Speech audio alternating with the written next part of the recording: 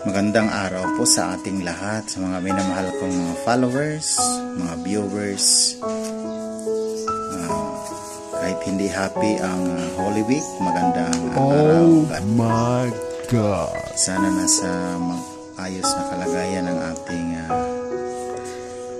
pangangatawan.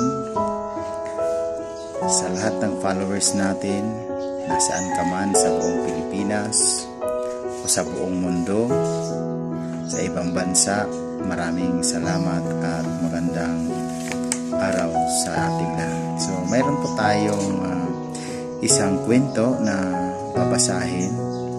Ito'y tula na may pamagat na pagsubok.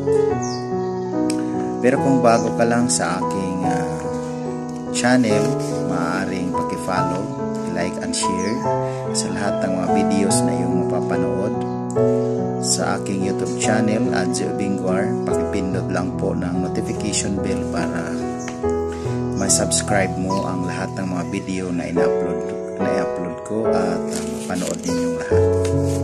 So narito po ang isang tula na may pamagat na pagsubok.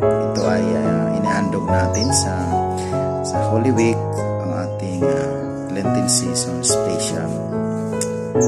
Kahit anong bagay ay mayroong dahilan, anumang suliranin na nararanasan, ngunit ang lahat ay pagsubok lamang na mayroong solusyon at maraming paraan. Ito ay normal lang sa ating lipunan. Walang pinipili na kahit sino man at pwedeng dumating ating maranasan kahit anong bigat. Ito'y pagsubok lang. Kahit sa pamilya, maging sa personal man, kung may hinaharap, problemang dumaan, gawa ng solusyon at mga paraan, huwag nang dibdibin at dapat pigilan.